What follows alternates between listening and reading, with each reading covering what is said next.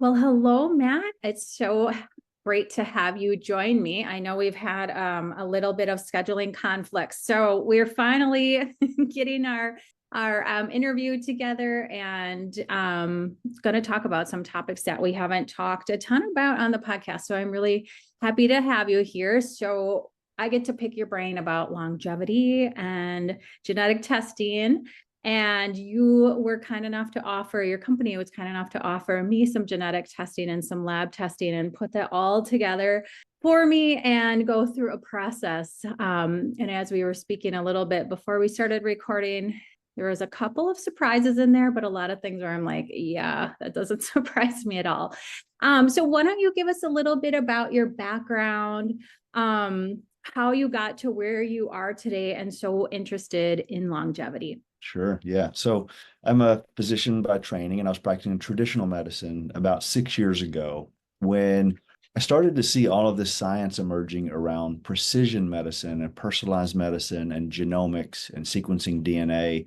And the more I read about it, the more it looked like, oh, wow, we're finally at a place where we can really apply this to people's lives to make them healthier. We can really practice really personalized medicine and give people suggestions on details as far down as like what to eat, how to optimize their sleep, workout, supplements, medications, all of that. We could really personalize it instead of do the kind of one size fits all. And I had become kind of disillusioned with traditional medicine at that point because I just saw it not working. Like people weren't getting better. They had the same chronic conditions. And this really seemed like potentially the answer to that. And as I was really going down that rabbit hole of reading about this, I had my co-founder of Wild Health, Mike Mallon. He also was a physician. He had a really difficult issue with his health that came up. He found out that his lipids were through the roof, like really dangerous levels. He saw his physician. His physician told him to do a specific diet that works for most people, but Mike's not most people. He's Mike, and it actually didn't. He got worse. His doctor then wanted to put him on a statin, which again works for most people. A lot of people are on, but Mike is a unique individual and he had a really bad muscle breakdown, myopathy, didn't tolerate it at all. And as he's going through this, we'd already sequenced each of our own DNA. And when we looked at his DNA, we saw a couple interesting things. One, he had some very specific SNPs, these single nucleotide polymorphisms, that made him pretty much need the opposite diet of what his doctor had recommended that works for most people. And he had a very specific SNP that made him almost guaranteed to get that muscle breakdown and myopathy from the statin. And it kind of angered us because we're like, why did he have to go through this? Like the information is here. And then we realized, well, no one is practicing this way. The science is there, but no one is practicing this way. So we just started doing it. We left our universities. We started treating patients. My mother was one of the first people we treated. My grandmother had just passed away from Alzheimer's and dementia. And so I was worried about my mother. So we looked at her DNA. Sure enough, she had this gene, ApoE4 gene, that made her many times more likely to get dementia. She also had insulin resistance, was obese. So we put her on this very personalized program. She lost 40 pounds, reversed her insulin resistance, and said she felt 20 years younger. We put Mike's mother on the program. She lost 80 pounds, got off all of her chronic medications. And we kept having these results and outcomes until several years later. Now we've seen thousands of patients and we've published our results, and we're getting much better outcomes than anyone else is getting because we're truly personalizing the care down to the level of the DNA. Yeah, and I had Dr. Mallon on the podcast. It's been a while because we're over 200 episodes now, so it might have even been a few years, but I remember his story. And I have similar things where my cholesterol, like at the first time I had my cholesterol checked, I was 16 and it was over 200. Not drastically, but of course, everyone's very concerned. And I was playing basketball at the time and always ate well. And, do we need to get her on cholesterol medication? And, when I was 16. So, but again, looking at my genetic testing, it's not completely a surprise that came back as it was. So if you wouldn't mind, you talked about the genetic SNPs, and we haven't really defined what that means here on the podcast. If you could go into that just a little bit, because I know when I got my results back, I had a little bit of a background, but I was like, this doesn't make a whole lot of sense to me. But go into that a little bit. And when people are doing their testing, what we're even looking at and what comes back. Sure. So, everyone is born with a very specific set of genes. We sequence that DNA. That's your human operating system. Like, we have to really know what that shows to really be able to treat you in a personalized way. So what a SNP is, it stands for a single nucleotide polymorphism. So it's not a mutation in the gene.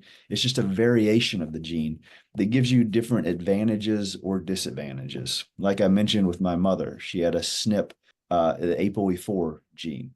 So she had one of those. So that makes her 3 times more likely to get Alzheimer's and dementia than someone that just had 2 copies of a 3. She has a 3 and a 4.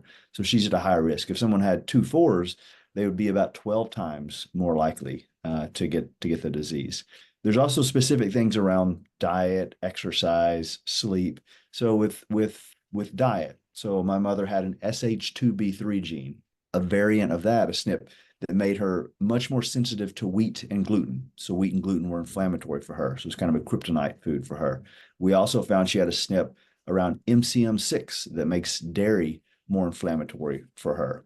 And then there are other SNPs that lead us towards what may be superfoods for her.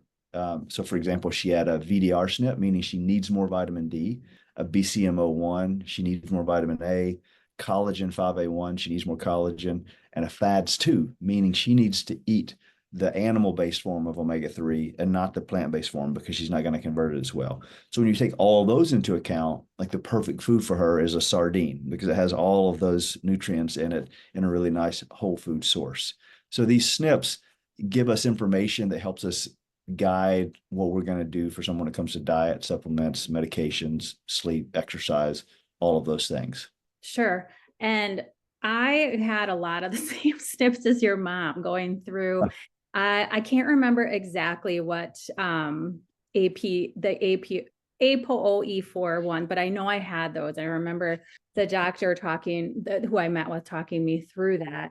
And I also had the SNPs for gluten sensitivity, which again, I had never been tested. I'd never done gut testing, but I've been gluten-free since 2016 because when I went gluten-free, I felt so much better. I got extensive bloating from eating foods with gluten in them and just lethargic. I would get these little bumps around my mouth. So when that came back, I was just like, okay, finally, like it just reinforces, you're not crazy. You're not like making this up in your head. Like I feel crappy when I eat gluten, like there it is right on paper. So I'd love to go into a little bit more like the nutrition and the diet details because this podcast, we talk a ton about blood sugar and insulin resistance. And I'm a registered dietitian and I developed insulin resistance from eating the way we're told to eat, eating lots of healthy whole grains and a lot of carbohydrates and eating very often. I got sick doing that. And my kryptonite foods were sugar and gluten. And like your mother, my foods that I should really focus on were higher in fatty acids, like fatty fish. Those were very high for me. And looking at my overall, what came back for me, it didn't surprise me. And like you said, it's probably like if I would have known this information 20 or 30 years ago, I could have, been a lot healthier in my 20s and 30s. And it took me just a lot of trial and error to figure this out. But I had also like the genetic predisposition from both my mother and my father to develop diabetes, which again did not surprise me. Everybody in my dad's family has diabetes, and my mom's family is very heavy with polycystic ovarian syndrome.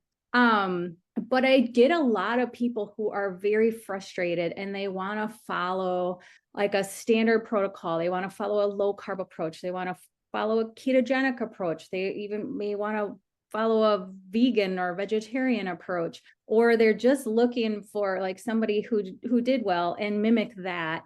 But I have a lot of people who have done these things and still are falling short of thriving and feeling well. So nutritionally, what I'm getting at is, how does the genetic testing, like after you get that back and maybe you see somebody like me, who has the predisposition for diabetes. And I know, like, I can't tolerate more than like 30 grams of carbohydrate at a time, or I get a pretty good blood sugar spike. But it seems like, my husband will eat whatever. It doesn't really matter for him as much as it does for me. So how do you use the testing to personalize somebody's nutrition approach and their macronutrients? Because I think that's huge right now. Like, people just don't know what to follow, and especially they don't know how to break down their macronutrient profile. Yeah, for sure. Yeah, it's not what is the perfect diet, it's what is the perfect diet for you. And this was one of the big aha moments for Mike and I when we first started doing this. When we looked, I mentioned we looked at his genetics and then we looked at my genetics. It looked to us like we should be on the opposite diets, he and I. And in fact, we did some really interesting experiments with this. So for example, when we looked at my genetics, or actually, when we look at his genetics, he has all of these genetics that make him very sensitive to saturated fats, and not many genes related to sensitivity to carbohydrates for him. Whereas when we looked at my genetics, I didn't have any of those saturated fat sensitivities, but I was very sensitive to carbohydrates. So it looked like when we looked at this, we're like, wow, I can eat pretty much a ketogenic, very animal heavy diet, it looks like. And it looks like he should avoid those at all costs and be almost vegan. So we did this experiments with each other where for a couple of weeks, 2 or 3 weeks, we would eat, both of us would eat the same diet. We would eat his diet first, and then we'd do the same exercise. We'd do blood tests before and after. And when we were eating his diet, according to his genes, he outperformed me in the workouts. He killed me in the workouts. His blood work looked great. Mine was horrible. I had inflammation, everything else. Then when we switched to my diet, I would beat him in the same workouts. My blood work looked great and his looked horrible. And we had this aha moment of like, oh, this is why it's almost like religious wars when people talk about diets. You hear people talk about diets and they're so passionate about it because they found what works for them. And so they assume that that's what works for everyone when that's not true. There's so much bio individuality. So it really does help you dial in when you look at specific things, like I mentioned, to talk about kryptonite foods and superfoods, like which foods, like I mentioned, some of those SNPs. And then also a lot of different SNPs around sensitivity to different macros. Like some people are more sensitive to carbohydrates. Some people are more sensitive to saturated fats. Like they get an inflammatory reaction depending on their genetics. So we look at that. We also, though, I think an important point to make is that genetics, DNA is not your destiny. Like your genes only make up about 20% of your health outcome. The other 80% is what you do in epigenetics. And so we also look at people's blood work, questionnaires, get a lot of other information about them because they may have predispositions with their genetics, but you with your genetics doing what you've done with your life, really focusing on it, you have a very different phenotype now, how you are now, compared to if you did not take care of yourself and you smoked and you ate horribly, didn't exercise.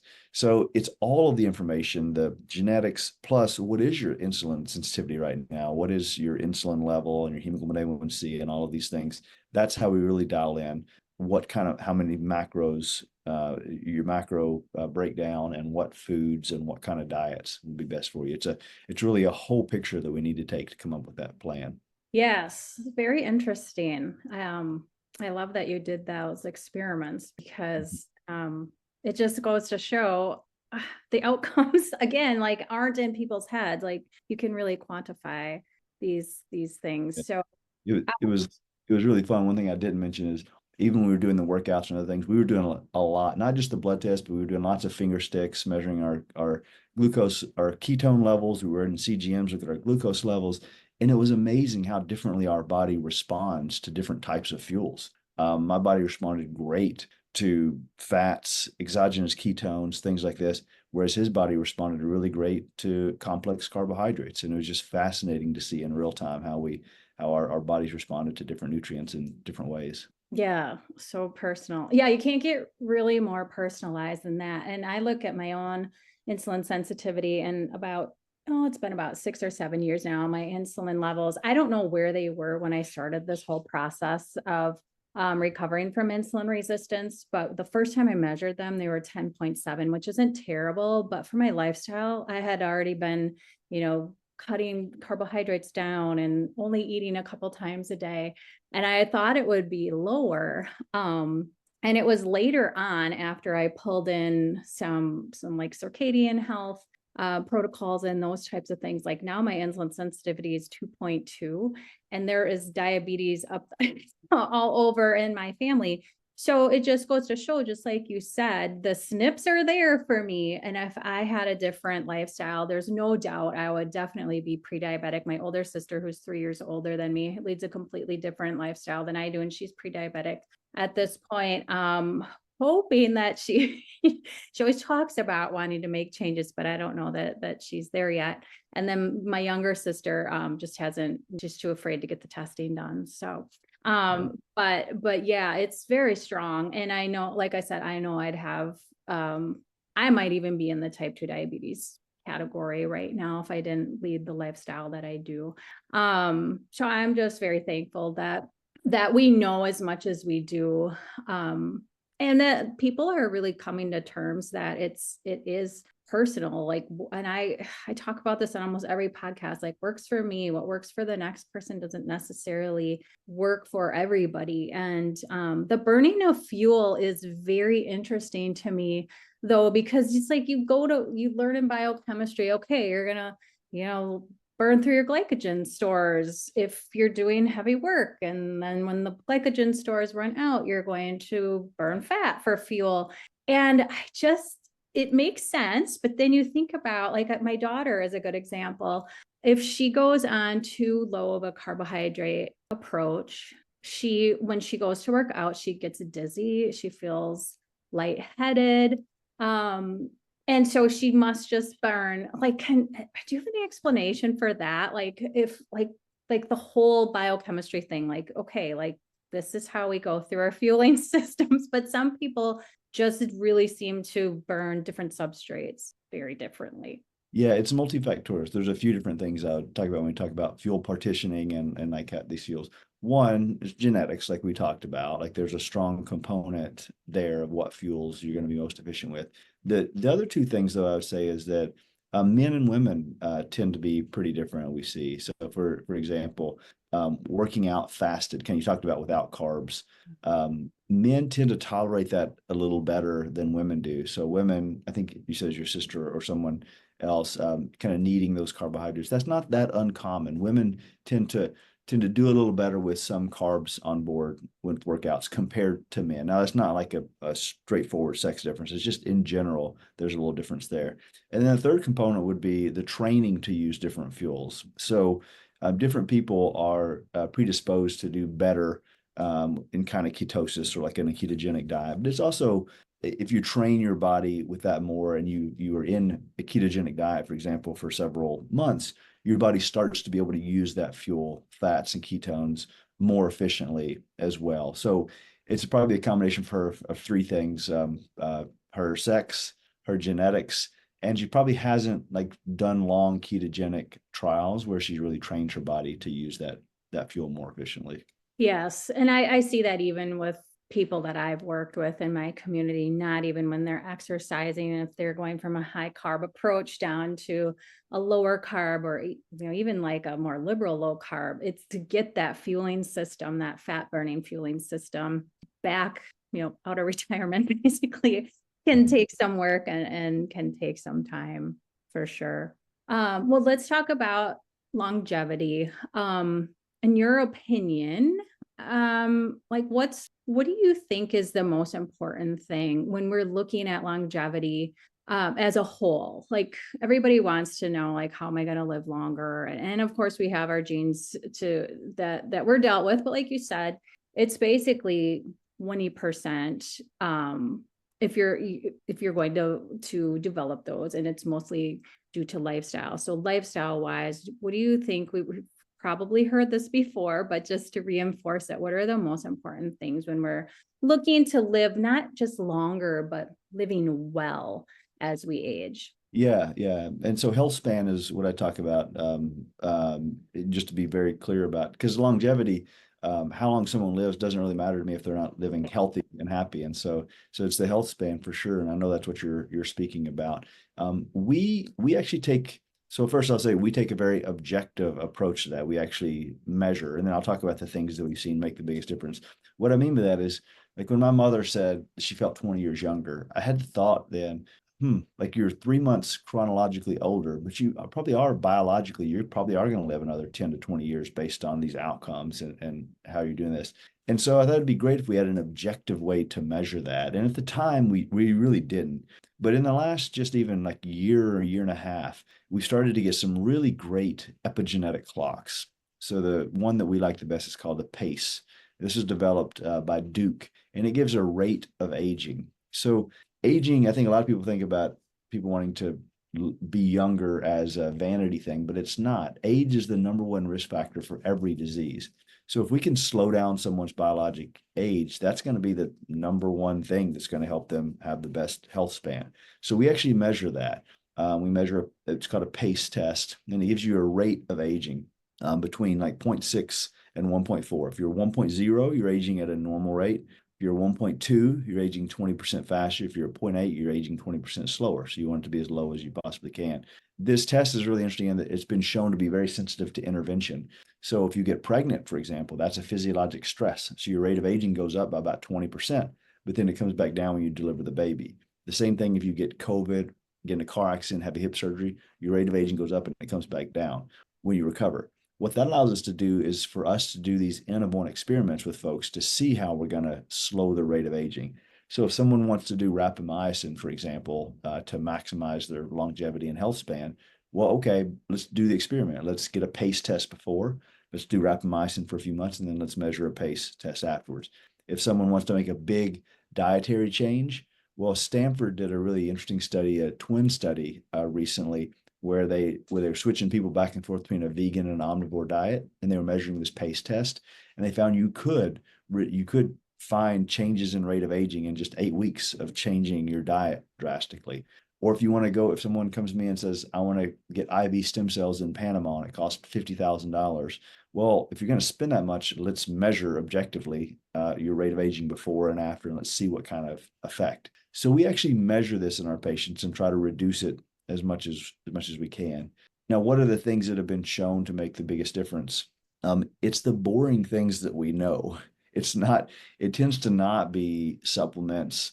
And even a lot of the really fancy new molecules aren't having a big effect when you look at the studies. It's things like exercise, it's things like sleep, it's things like eating less, it's being in a calorie deficit state. Those are the big things. And the one that people don't talk about as much is stress. Stress plays a really big role. And people are starting to talk about it more, but historically we haven't talked about that enough. That plays a really big role when it comes to health span and aging. And then the last thing I'll say about this is everyone always wants to talk about like which molecules, like quercetin, fisetin, like what these rapamycin, canagliflozin, and all these things. The biggest, best study on health span that was ever done, in my opinion, is the Harvard study on healthy aging. It's a long study. I think it's been about 80 years now, massive cohort of people. And what they found in this study is there's one single thing that makes the biggest difference. It's not smoking. Smoking takes about 10 years off your life. It wasn't alcohol. It wasn't any specific diet or anything else. It was the strength of your social relationships. Like that's it, your level of connection. So I really try to stress to people, like if you are not focusing on connection and your relationships and you're thinking about longevity and health span, you're wasting your time with all the fancy supplements and molecules and everything else. That's the number one thing by far. It's so true. My mom passed away in February, and my dad just went just downhill so quickly. And I predicted it. We all kind of predicted it. He wasn't in great health as it was, but as soon as she passed away, within 3 months, we had to move him out of his independent living into assisted living. And he was there for another 3 months or so, and he just passed very recently. But it's so true. He sat most days by himself. He's just not a social person. So I knew moving him into assisted living, at least he'd have some sort of interactions every day. But without my mom there, I knew that. So yeah, you see that firsthand for sure. Connections are just so important. So I'm glad that you brought that up. And going back to the calorie deficits, I know people always like they get that a perk when they hear that, like, oh, really? I thought calorie deficit wasn't a good thing. And we talk a lot, or in the past, we focused a lot on intermittent fasting in this podcast. But is with the calorie deficit, is that something that is just like every once in a while? Is that something daily? Is it different for men versus women? Because I just want people to do this in a healthy way and not like take this to an extreme by any means, but it can promote longevity when done correctly. Yeah, and I'll sound like a broken record in that most answers to questions I'll say it depends and it's very personalized. Yes. So if you look, and the reason why I mentioned calorie deficit, it is definitely the one intervention that's been shown consistently across every study in mammals to extend health span. So it just is. That's where the science is. However, how you actually implement that is nuanced. And it's different, like you mentioned, kind of men and women. It's different for the individuals as well. Some people do better with calorie deficits than others. And if we're just talking about longevity, it's clear the less you eat, the longer you live for the most part. However, if we're talking about health span and really, and because my definition of health span too is being able to do what you want to do, when you want to do it, with who you want to do it at any age. So a 90-year-old being able to dance at their great granddaughter's wedding is important. And if you are in a calorie deficit state too often and too much, you start to have some real issues around muscle mass, bone density, things like that. So when it comes to being in a calorie deficit state, we try to promote kind of normal calorie state, not in a deficit very often, unless someone is overfed and has excess body composition. In that case, then fasting is a really great tool to improve insulin resistance or to improve insulin sensitivity to lose that weight. It is different for men and women. As we mentioned kind of in the workouts, it seems like men tolerate that fasting and like working out fasted a little better than women do. So we're recommending fasting less often, usually in women, and looking at the genetics and then looking at their body composition now and what their goals are. So it's a tool. It's a powerful tool, but it's not just something we just recommend in general. Hey, eat less calories than you consume, or eat less than you burn, because over time you'll be under muscled and start to have bone density issues. So it's a very personalized intervention. Yeah, for sure. And I intermittent fasted, and I still do. I just do it in a completely different way. For about 5 years, I fasted through breakfast almost every day.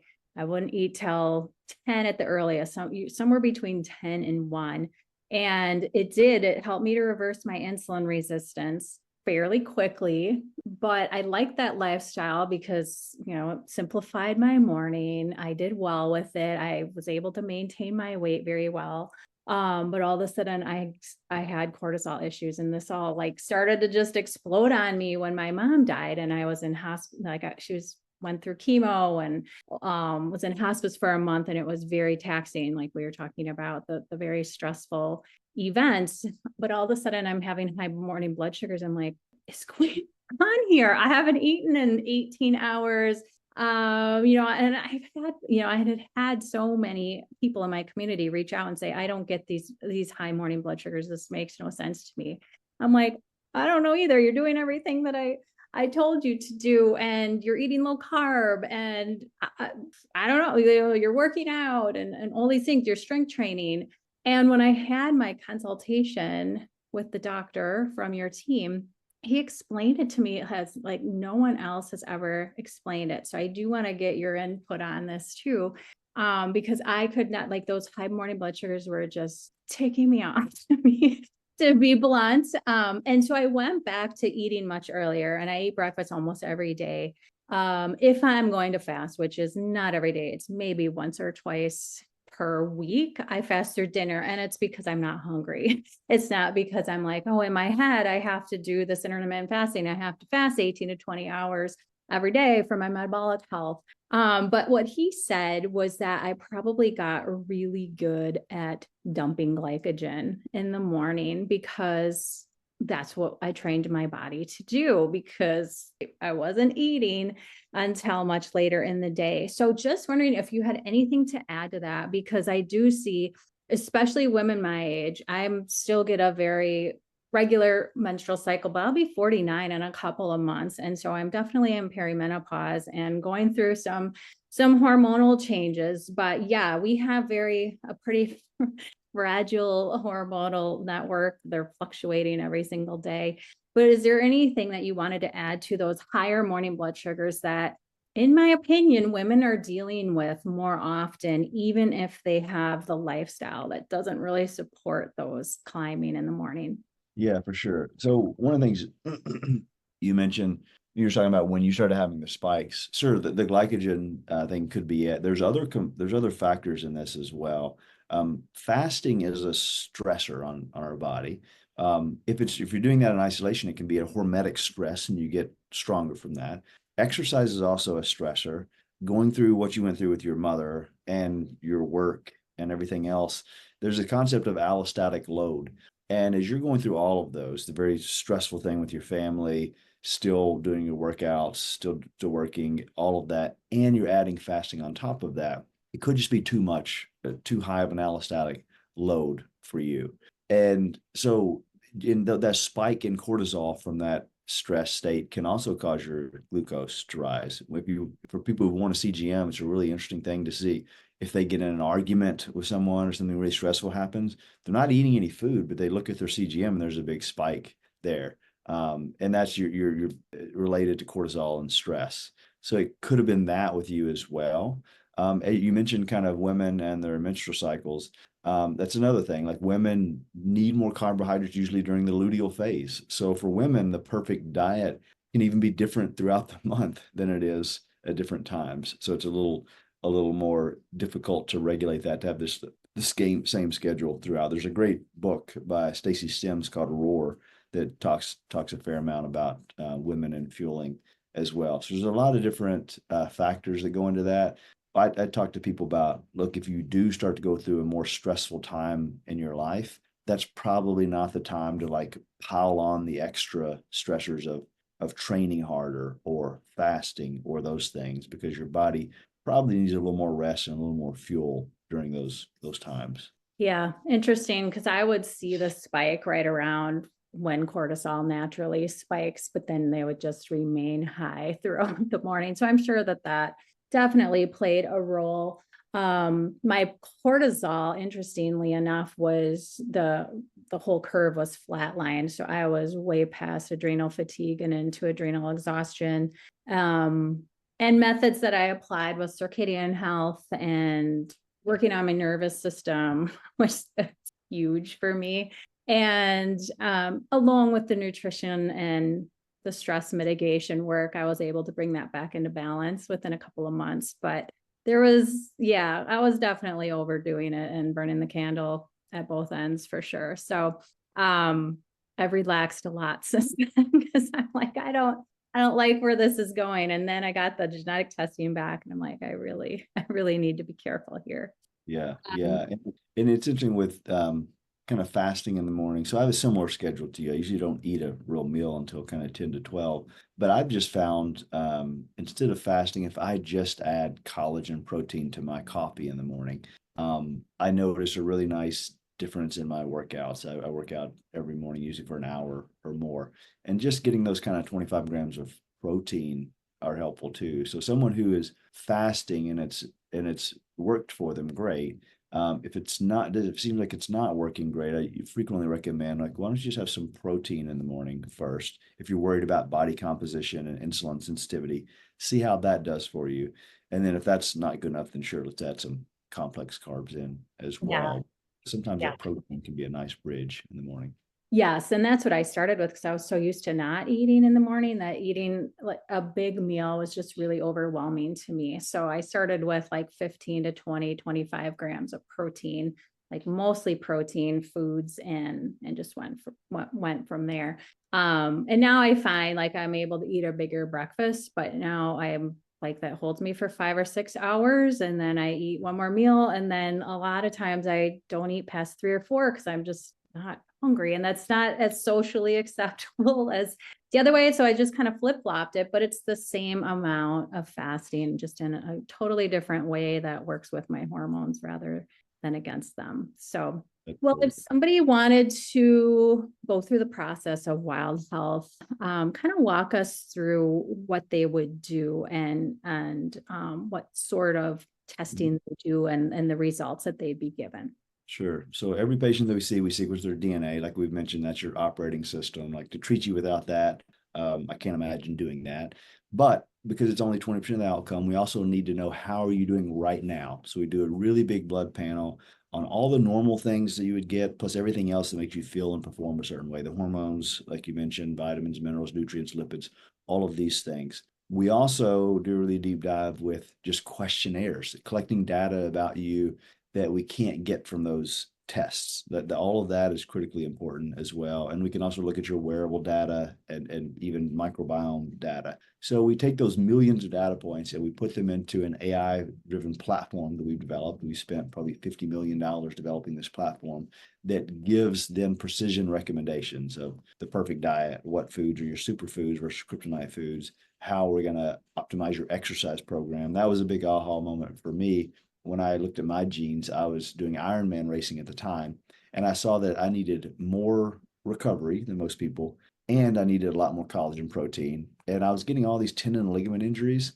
And when I started eating more collagen protein, those went away. And when I started adding more rest into my workouts, I started performing much better. So optimizing exercise, sleep, and supplements as well. As I said, sleep and supplements. I just thought about a NBA player we recently took care of who was having mood issues. And what we found is like just depression and things throughout the season. And what we found was he was doing the same thing as his rest of his teammates, which was drinking a ton of Red Bull and caffeine before a game, which caffeine is an ergogenic aid. It makes us perform better. Except when you look at those studies, it actually only makes the fast metabolizers perform better. Slow metabolizer hurts their performance. And we found out genetically he was a slow metabolizer, and he had a specific sleep gene that made him more sensitive to caffeine. So that combination of late caffeine, slow metabolizer with that sleep gene was destroying his sleep. So he just couldn't sleep. So he's getting into these really depressive moods and issues. And just fixing that one supplement really helped him take off. So it's diet, exercise, sleep, supplements.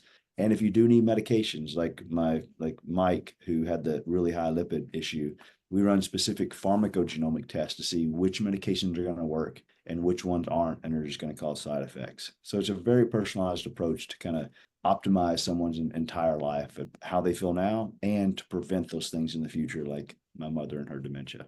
Yeah, I found that I was a very fast caffeine metabolizer as well, which kind of surprised me because I don't drink caffeine. And if I don't like coffee at all, and the couple of times that I've like tried to make myself drink it, it makes me like jittery, and I just don't. I'll pass on it.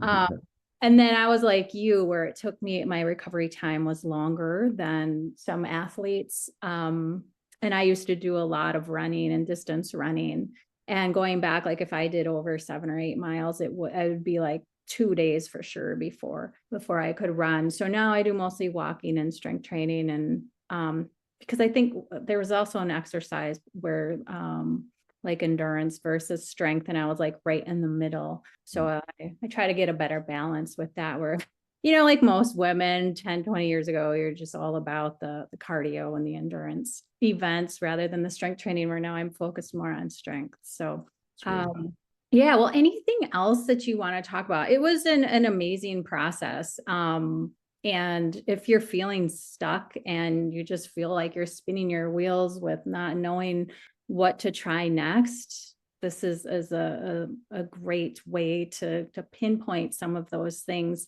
And yeah, I mean, I got very specific supplement recommendations and macronutrient recommendations, exercise recommendations. It was very helpful. So anything else that we didn't touch on that you would like to tell us about? No, that's it. Yes. If anyone is interested, it's just wildhealth.com. That's where you would go to sign up for the program. And yeah, no, that's it. We also have a podcast, the Wild Health podcast as well. So I think all of that can be found at the at the website. But we really believe this is kind of the way that medicine needs to be practiced in the future. We hope that at some point everyone is getting this really personalized care. But until then, we're gonna keep doing it for as many people as we can. Yeah. Well, thank you for doing what you do. It's very intriguing. And like I said, if someone's feeling stuck and they just don't know, you've gone from protocol to protocol and you're just taking 20 supplements and have no idea if they're helping, could just have really expensive urine. They're not doing a whole lot. So but thank you for coming on today and sharing your knowledge. And we'll definitely send people to wildhealth.com. We'll link everything in the show notes. So thanks for sharing all of your knowledge with us today. Great. Thank you, Shanna.